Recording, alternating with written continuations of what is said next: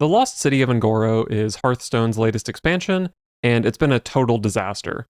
There's a lot wrong with Hearthstone at the moment that I could and maybe will talk about at length, so I wouldn't blame the flop entirely on this expansion, but today I just want to talk about the new cards in the context of that flawed environment. The main issue with the Lost City of Ngoro is the quests. On launch, only Paladin's quest was arguably good, with Warriors being okay. Warlocks has recently been buffed to a non-embarrassing state, but the other 8 are all trash, like some of the worst cards ever made. Put simply, the rewards aren't worth the investment and the inherent disadvantage of starting every game with the quest in hand. You could just buff the rewards to make them stronger, but that has caused problems in the past. When quest rewards are strong enough to be win conditions, they can lead to very linear, repetitive games, since you're always guaranteed to draw the quest. So this set of quests was intentionally designed to not win games on their own, which I think is a totally fine direction to go in, but they've failed to make these low-power quests worth playing. I also feel there's a bit of a flavor fail here. The Lost City of Ngoro is a nostalgia bait expansion, so of course they have to call back to Journey to Ngoro's iconic quest mechanic, but it doesn't actually hit very hard because they've already reused the mechanic 2 other times. It ends up feeling like, oh, we're doing quests again. I think they actually stumbled over a solution to both the power and flavor problems with the repeatable quest mechanic from Paladin's quest, but for whatever reason they didn't lean into it. The strength of repeatable quests is that they can give you small rewards early, so you can more quickly recover from the inherent disadvantage of playing the quest on turn 1, but can also give some scaling power to justify the long-term investment. United and Stormwind's infamous quest lines did something similar, where the quest was split into 3 stages, each giving their own reward. Where Stormwind went wrong is that most of the tier 3 rewards from the quest lines were 1-card win conditions.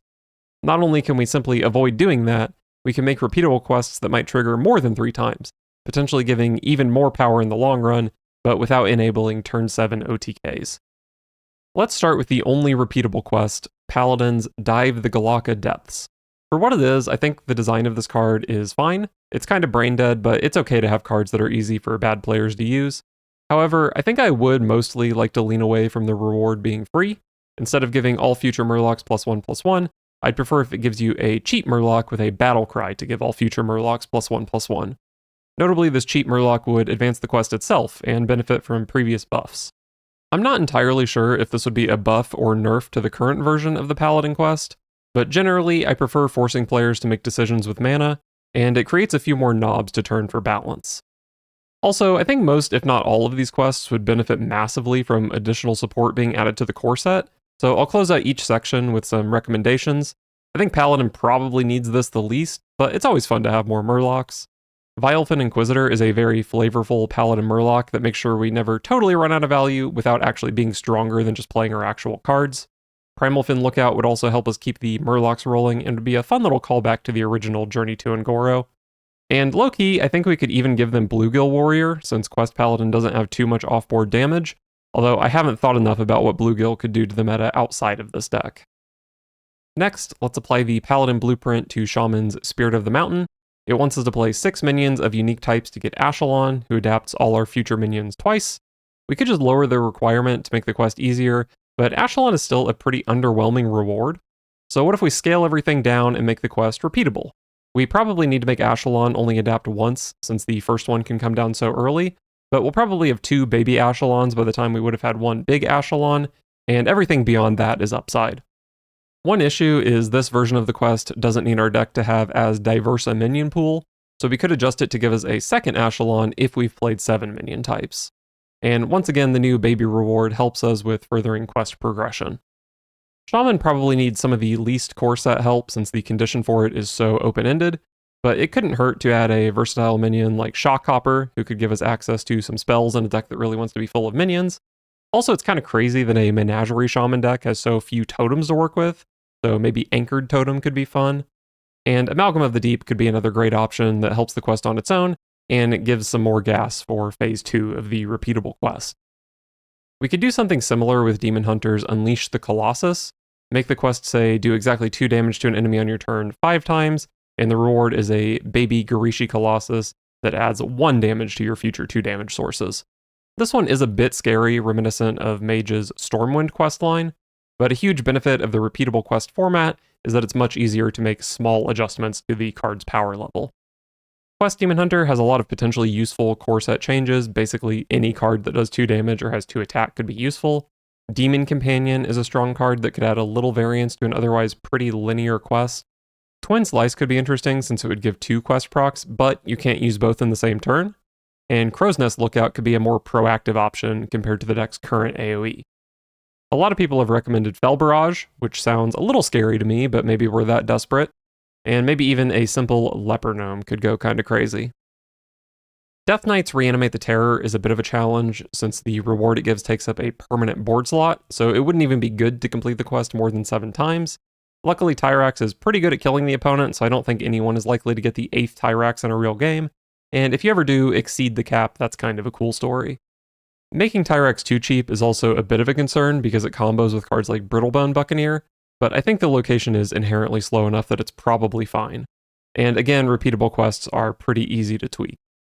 Death Knight hasn't been around long enough to have a ton of core set options, but I think a card like Eulogizer that can choose to either gain or spend corpses would be really helpful.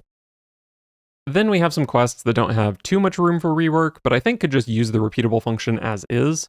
Hunter's The Food Chain can't really be scaled down without changing the flavor of using all numbers 1 through 9, but I think it's fine if you usually only complete the quest once, but have the possibility of a second shock in grindier games. Hunter's core set has a ton of options since they just need beasts. I think Sunscale Raptor could be an interesting option that theoretically hits multiple parts of the quest while also being a generically good 1 mana 1/3. Springpaw could also be a good option if we go for the repeatable rework. Helpless Hatchling could be useful since we just want to play stuff. Crackling Razor Maw seems like a no-brainer callback to the original Ungoro, and the Rat King is a pretty fun 5-attack beast. There aren't many 7-attack beasts to work with, but I was thinking maybe we can bring back the OG Ungoro Beast Hunter Legendary Swamp King Dread as a 4-mana 7/7, huh? Priest's Reach Equilibrium could have a similar, probably only happens once, but maybe more in grindy matchups design, which probably makes even more sense in Priest. It even plays into Imbue Priest's ability to generate infinite spells in a game. The biggest problem here is the amount of space in the text box, but quests are opaque enough as is that I think it's fine. Basically, any cheap Holy or Shadow spells could help the Priest quest. Gift of the Naru and Renew could help Priest find the resources to complete the quest. Spirit Lash would be a nice Shadow spell to have. And honestly, even Mind Vision would be a neat Priest throwback that could even copy some quest rewards. We could even have Late Maul Netherdrake as a bit of archetype support. Mages The Forbidden Sequence is another we can just slap repeatable on, probably alongside a straight numbers buff. I originally thought this wouldn't make much sense because the quest condition and the reward payoff have so much overlap, just casting X number of discover effects, that we're basically just making the reward permanent, but I think that's fine. The worst feeling with a weapon-based game plan is how punishing weapon removal is, so the possibility of getting another Origin Stone is a nice change. But weapon removal is still effective in denying 4 or 5 instances of value, and should still be worthwhile counterplay. And even though the reward is basically permanent, there's still a 3-mana tax whenever you want to re-up. It could also be worth adjusting the progression and reward numbers to be different. For example, maybe you need to play 6 Discovers to get each Origin Stone, but the Origin Stone itself only has 4 durability. That way, even with a permanent reward, you still need to make some decisions about which Discovers to prioritize, but it's hard to say how rewarding or awkward that would feel without trying it. As for additional support, any cheap or impactful Discover cards would be nice. Discovery of Magic or Prismatic Elemental could add some variety to the deck since they pull from any class. Font of Power could be nice, since Quest Mage already has no minion cards. Vast Wisdom could be a nice double activator, and Power of Creation could be a cool big payoff card. And even though it probably isn't a great idea to bring back a recent legendary with an expansion-specific keyword, Infinitize the Maxitude would be absolutely perfect. And low-key, it could be kind of fun to have Deck of Wonders in the Discover pool. Warlock's Escape the Underfell is a bit of a tough one. Making it repeatable is weird because you barely have board space for the second Rift. The third Rift and beyond are almost always useless. Plus the deck already has issues with running out of stuff to discard, so the additional rewards don't actually add much late game value. So I think we need to change the reward. Open a Rift to the Underfell or improve your Rift. What does this actually mean? I'm not totally sure, but I think upgrading the Rift needs to double the stats of the Fell Beasts. Maybe that seems like a lot, but it's not easy to find the temporary cards to repeat the quest, and temporary cards tend to be good discards for the first Rift. Maybe +2/+2 would be more reasonable. The other option is increasing the number of guys summoned, but the deck already has issues with board space. I think it could be fine though. I think the only card that would make sense for the corset would be Celestial Projectionist, which would be great for the deck, but it's a pretty scary card to add to the format. I will say, it's kind of crazy they made 3 pack cards that give you a bunch of temporary stuff, but didn't give one to Warlock, knowing they had an upcoming temporary archetype. Druid's Restore the Wild wants us to fill our board on 3 of our turns, then we get a weapon that buffs our board when we attack with it. I don't really understand why they went with on 3 turns instead of 3 times, so I want to change that. If I'm missing some game-breaking reason why, then I think the quest is likely unsalvageable since there's so little wiggle room on the current numbers. Switching to 3 times does mean we can fill our board, kill our own minion, then fill it again in the same turn, but I think that's fine. It would even make Life Cycle a more interesting card in the deck, I think. Even if we manage 3 procs in the same turn, the reward still costs mana, so I don't think it would lead to too many early blowouts. Making the quest repeatable is weird since the reward is a weapon. We can drop the durability to 3, but with multiple fills per turn, it's still likely players will have more weapons than they can use. Luckily, we're Druid, so we have an easy solution. Choose one. If we make the reward a choose one card that either equips the weapon or buffs our board directly, we can keep the long-term value of the quest without having to worry about collecting too many weapons. And this would even open up lines of play where you forego the infinite weapon in favor of an immediate power spike. For some corset support, Soul of the Forest would help a lot with keeping our board full, and Gibberling could open up a different playstyle for the deck. Rogue's Lie in Wait is going to be our biggest challenge. Not only is it the weakest quest by far, it's the most difficult to change. The reward being a hero card makes repeating it feel weird, but more importantly, shuffling X times becomes significantly easier once Dusk has given all our ninjas the shuffle ability. So the first thing I want to do is change Shuffle X times to Shuffle X cards. It's hard to say exactly what the number should be, but I think starting at 10 makes sense. 10 puts it just outside the threshold of triple Moonstone Mauler, and forcing the rogue to play more than the single best shuffler is a good thing. Plus it's high enough that we aren't repeating the quest with just a board of ninjas. It does mean Miracle Rogue could play just the quest plus Agency Espionage, but I don't think I'm too worried about that at the moment. The real challenge is what we do with Master Dusk. Repeatedly giving our ninjas shuffle either doesn't do anything or makes the animations ridiculous, so I want to rework the ninjas. Instead of having stealth, they have shuffle by default, and Master Dusk is going to give other buffs. One of those buffs is stealth, then we have +2 attack. That gives Quest Rogue some infinite scaling, but I don't think it's too fast. The third option from Dusk took me a while to figure out. Rush I think would be too annoying. Taunt could be an interesting trade-off with stealth, but probably just doesn't fit Rogue. Things like spell damage scale too fast, and giving resources doesn't make much sense with Dusk's hero power. I finally ended up with Death Rattle deal 1 to a random enemy. It offers some alternative scaling against decks that can deal with stealthed ninjas, and I kind of like the idea of the ninjas being like little mini Opus. I'm still not sure I love it though. We do also need to nerf the armor on Master Dusk, because Rogue gaining 8 armor every turn just doesn't feel right. It's still a bit weird playing a hero card every turn, but resetting our hero power for extra value seems like something Rogue players might enjoy. If we want to give the class some more shufflers, we do need to be careful to not give cards like Gear Shift and Garrote that would just make every other Rogue deck broken. I think Lab Recruiter and maybe Safety Inspector could be good options. Originally, I thought Warriors Enter the Lost City would be an easy one, but then I thought actually maybe it's one of the harder ones, maybe it can't be repeatable at all.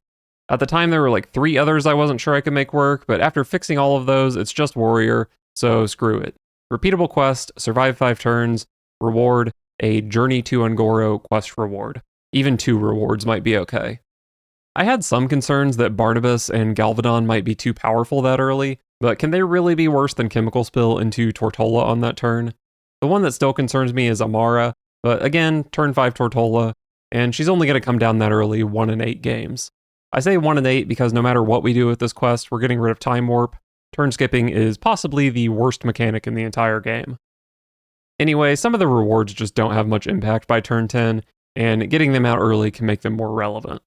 Making the quest repeatable can also create some late game situations where the warrior just really wants to survive one more turn for another reward, which could be pretty fun. If repeating this quest ends up not working, I think that's fine. Shuffling the rewards into the deck is actually pretty similar to it being repeatable, and I think the other quests are enough to establish the theme even with one outlier. So would any of this actually work in practice? I don't know, obviously I haven't been able to playtest it, but what we got clearly didn't work either. and I think these versions are easier to balance, more likely to see play, and more interesting than just quests for the 4th time. And I think I've managed to improve them without making the rewards win buttons like some of the past quests have been. So far, I've been focusing on making the rewards more worth chasing, but there is another option: make them easier to complete. There are a couple reasons I didn't go this route.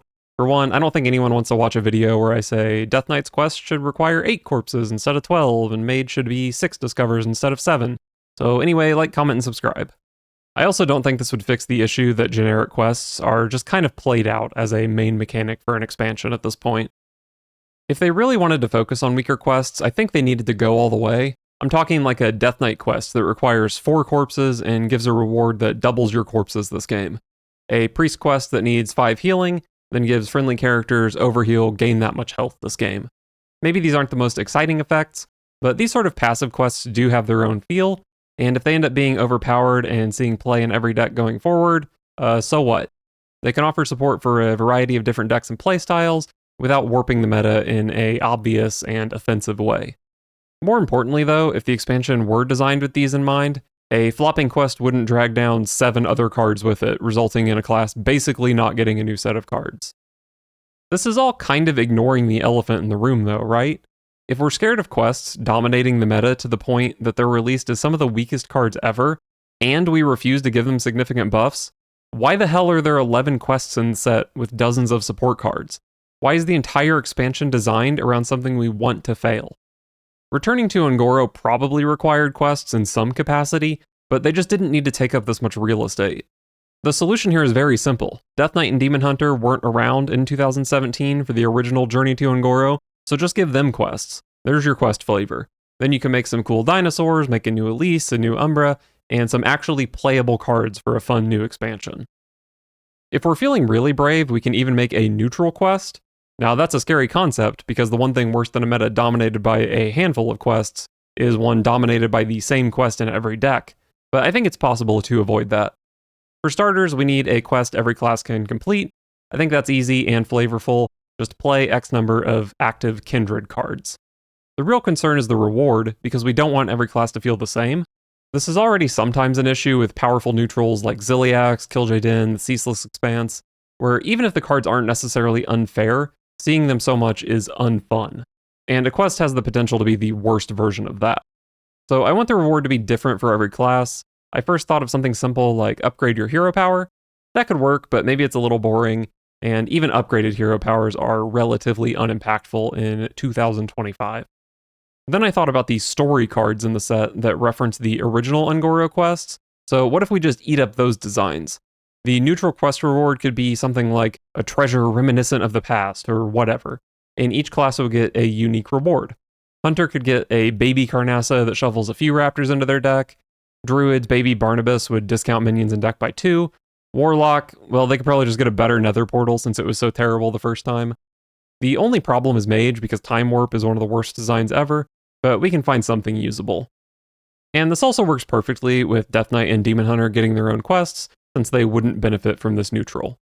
I think this design is really unlikely to end up being broken. Even if it is, it's at least different between the classes that use it, and if it's a total flop, it's just one pretty interesting card instead of 9 and all the specific support they got. I think I've talked myself into believing this is what the expansion should have looked like, but it would mean completely redesigning basically every card in the set, which is a bit beyond the scope of this video. So I'm going to proceed with the idea that the current set of quests exist in something resembling the versions we got. Actually, there is one final piece of the quest set, Questing Assistant.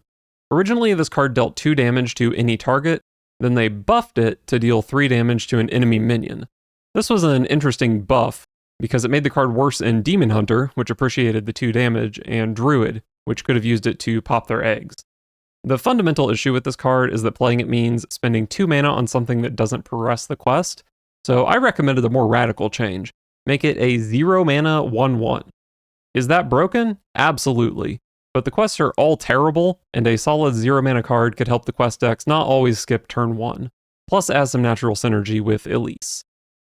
The other big mechanic in the Lost City of Un'Goro is Kindred, which requires you to have played a minion or spell of the same type on the previous turn.